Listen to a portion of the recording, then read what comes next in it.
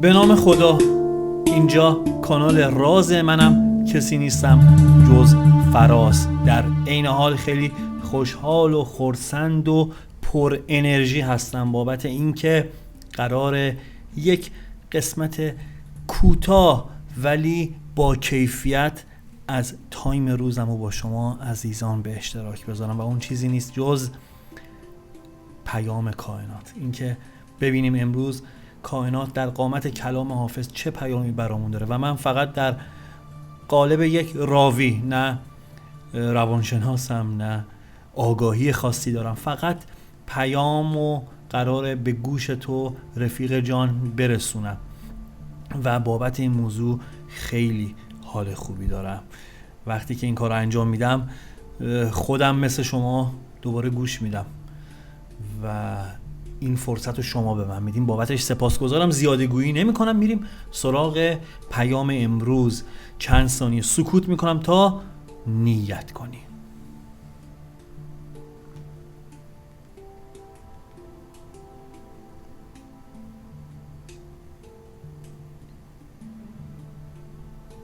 خب اگر نیت کردی و آماده ای، با هم بریم سراغ پیام امروزمون.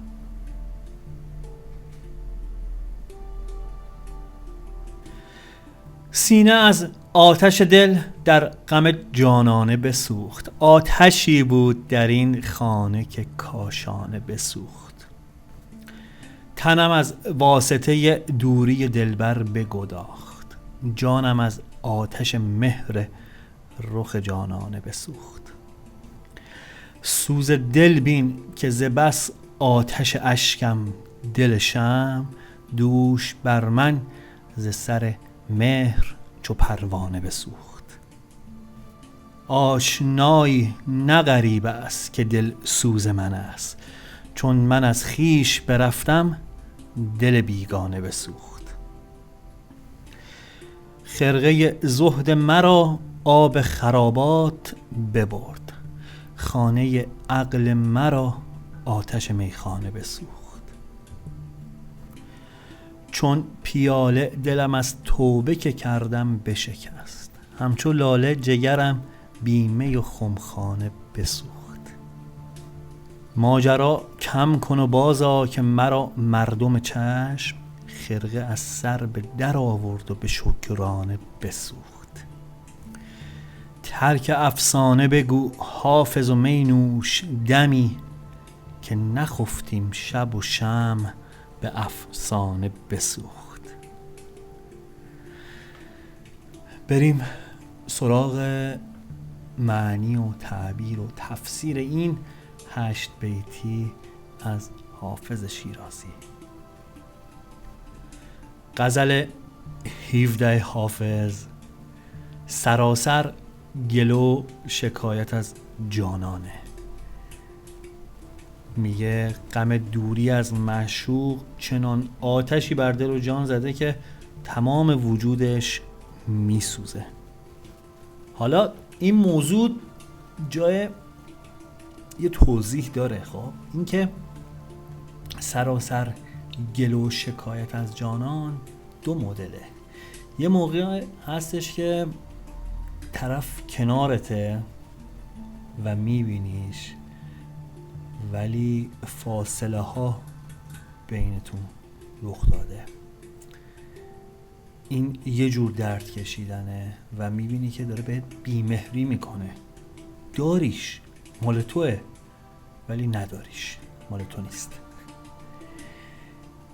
باید اینو بدونیم که حافظ خیلی جاها اینو 2 پهلو میگه. خیلی از جاها عشق کسی رو در سر داری که مسافت و جغرافیا بینش فاصله گذاشته و اون موقع گلو و شکایت از خود یار نیست، از جغرافیاست، از جبر، از فاصله هاست، از مسافت هاست و اینو آدم دچار 2 پهلویی میشه که الان اینو دارتش یا ندارتش. در هر صورت چیزی رو که حافظ اینجا داره تجربه میکنه اون حالتیه که در کنارش هست ولی داره بهش بی‌مهری میکنه، عشقشو نمیچشه، درکش نمیکنه، سرد شده براش. میگه از بس که رنج کشیدم دل بیگانه ها باسم میسوزه که هیچی، دل شمع هم به حال من داره میسوزه. و در انتهای پیام میره سراغ مستی و می و باده. و ببینیم چه پیامی برای امروز من و تو داره. میگه به هر کسی که دل بستی بهت ستم کرد. حالا این ستم کردن منظوری نیستش که مثلا ما با هر کسی که خواستیم یک رابطه عاطفی داشته باشیم، طرف مثلا خنجر گرفته باشه، قصد بریدن سر ما رو داشته باشه. جنگ نیستش. موضوع اینه که یه موقعی هست ما میایم انتظار بیجا از کسی داریم یا به یک فردی اشتباه دل میبندیم، یا خیلی از مواقع که اگر قبلا هم مهمون من توی این کانال بوده باشی میدونی که خیلی از مواقع این موضوع رو من سودای انجام کاری در سر میدونم. یعنی یک هدفی رو داشتی و رفتی توش شکست خوردی، قصد و نیت انجام کاری رو داشتی، با هر موضوعی وارد شدی ولی اون چیزی که میخواستی پیش نرفته. در ادامه میگه از انجام کاری پشیمون هستی و خودتو سرزنش میکنی. حتما برای همه ماها تا حالا بارها و بارها پیش اومده باشه که توی زندگیمون قدمی رو اشتباه برمیداریم، تصمیمی رو اشتباه میگیریم، حرفی رو نابجا میزنیم و بعد دنیا رو سرمون خراب میشه، انگار خودت به خودت باختی. یه همچین حال و هوایی رو داره قسمت از پیام. میگه کار اشتباهی رو انجام دادی و پشیمونی، ناراحتی بابت انجامش و داری خودتو سرزنش میکنی. پیام یکم جلوتر میگه که به هر حال باید دست از غم برداری و این حال پریشونتو خودت عوض کنی و به خودت کمک کنی.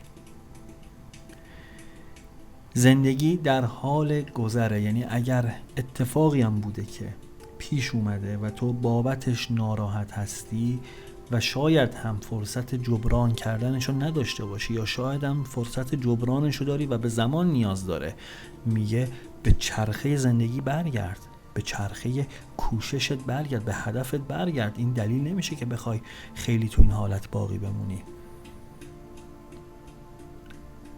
و بدون که با صبر کردن هم این موضوع حل میشه. پیام این تذکر رو میده که با انتظارات بیجا و خیال پردازی کارها پیش نمیره. اینو بدون و آگاه باش که اگر اتفاقی توی زندگی رخ میده و تو نمیتونی نسبت بهش تصمیم درست رو بگیری، یک قسمتیش مال روزگاره و یک قسمتیش هم شاید تو مقصر بوده باشی. خیلی از مواقع خود من اینجوری یعنی خیلی از مواقع کسایی رو میبینم که طرف تو توهمه. حالا چرا من میتونم اینو ببینم؟ چون منم تجربه کردم تا اون نقصی که در دیگری میبینم در خودم نباشه که من نمیتونم ببینم. خیلی از مواقع گرچه که الان یکم پا به سن گذاشتم دیگه، خودم مچ خودمو میگیرم و یکم آگاه‌تر شدم، هوشیارتر شدم، ولی خیلی از مواقع ما میشیم قهرمان سناریوهایی که توی ذهن خودمون داریم انجامش میدیم. خیلی از مواقع خیلی از کارها رو طوری پیش میبریم که فکر میکنیم درسته و همه چی طبق برنامه ما داره پیش میره و اگرم اتفاقی افتاده از پیش تعیین شده، ولی موقعی که میرسیم به قسمتی که باید نتیجه بگیریم میبینیم بابا اصلا از بیخوبون کار اشتباه بوده. و پیام داره بهت میگه انتظار بیجا و خیال پردازی نداشته باش که کارها پیش بره. باید عقل و جایگزین اون خیال پردازی کنی. حالا این که کلیشه است، این که جمله است، من فراز میگم عقل و باید جای مثلا خیال پردازی استفاده کنی، ولی نمودش توی زندگی چی میشه؟ اون عملکردش توی زندگی چی میشه؟ این که من بابتش برم مشورت کنم، بابتش برم آگاهی کسب کنم، بابتش با یک وکیل، با یک مشاور، با یک اهل فن، با یک کاربلد صحبت کنم. این میشه حضور عقل در زندگی من به جای توهم و خیال پردازی. و اگر بخوام پیام امروز رو یک جمع‌بندی کنم، میگه که زندگی پر پیچ و خمی داشتی. زندگی بوده که همراه با غم و اندوه بوده و سختی‌های زیادی کشیدی، طوری که این سختی‌ها و این رنجایی رو که تحمل کردی خیلی‌ها شاهدش بودن، بستگانت دیدن، رفقات دیدن و یکم زخم هنوز از قبل باهات هست. اما میگه اینو به خاطر داشته باش که تو هر شرایطی که هستی باید از روی عقل و منطق تصمیم بگیری، نه احساس. خیلی از مواقع شما زمانی که یک مشکل، یک چالش، یک بحران توی زندگیت هست، دقیقاً اینو تصور کن که یک پازل توی زندگی وسطش رفتی قرار گرفتی، وسط یک پازل هستی و سردرگمی. کسی که با احساسش عمل میکنه به نظر من وسط پازلیه که نمیتونه ببینه. چرا؟ چون زاویه دیدش خیلی محدوده. کسی که میاد راجع به اون موضوع با یکی دیگه صحبت میکنه، یک فرد عاقلیه که از بالا داره اون پازل رو نگاه میکنه و خیلی راحت میتونه این خونه ها رو کنار هم دیگه بچینه. برای اینه که ما خیلی از مواقع مشورت میکنیم، برای اینه که ممکنه تو برای یک کس دیگه یک نسخه‌ای بپیچی عاقلانه و منطقی، ولی نوبت خودت که میشه نمیتونی عمل کنی. خیلی از مواقع دیدی واسه همتون حتما پیش اومده دیگه، برای یکی دیگه میدونی باید چیکار کنی ولی موقع تصمیم گیری برای خودت باشه مسیر رو اشتباه میری.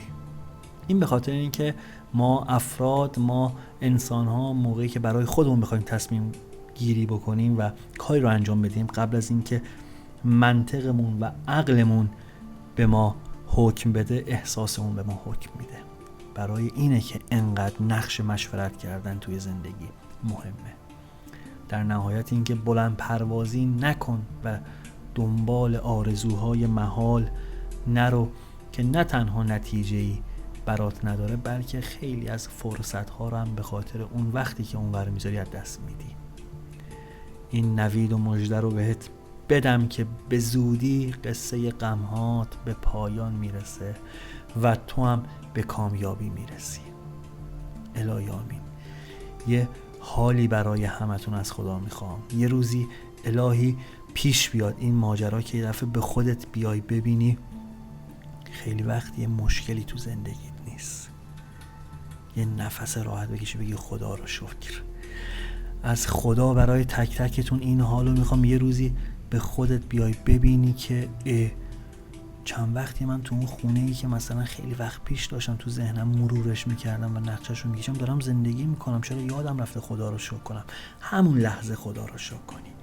از خدا این حالو میخوام، یه روزی به خودت بیای ببینی دیگه بدهکاری مثلا تو زندگیت نیست، تو یکی از حسابهای بانکیت مثلا داره پول پس انداز میشه، پول جمع میشه و به خودت بیای بگی ای بابا من یه روزی مثلا دغدغم این بود که مثلا فلان قدر پول داشته باشم، برم فلان کار رو انجام بدم، الان چندین برابرشو دارم و خدا رو شکر. خیلی از اتفاقات اینجوری تو زندگی رخ میده. یه دفعه به خودت میای میبینی از اون چیزی که خیلی وقت پیش میخواستی رخ بده خیلی وقت رخ داده و تو فرصت نکردی خدا رو شکر کنی و دیر نیست، همون لحظه خدا رو شکر کن. یه همچین حالی رو برای تک تکمون از خدا میخوام. امیدوارم هر کجای دنیا تو هر ساعت از شبانه روز که هستی و داری این پیامو میشنوی یه همچین اتفاقی برات رخ بده. این بود پیام امروز. سپاسگزار حضورت هستم که تا اینجا این پیام با من همراه بودی. همیشه گفتم لایک ها و کامنت های شما به من انرژی میده، اینو از من دریغش نکنید. و یه متنی از سپهری رو خیلی دوستش دارم، اینو بگم و از حضور تک تکتون مرخص بشم. زندگی راز بزرگی است که در ما جاری است. زندگی فاصله اومدن و رفتن ماست. رود دنیا جاری است، زندگی آبتنی کردن در این رود است.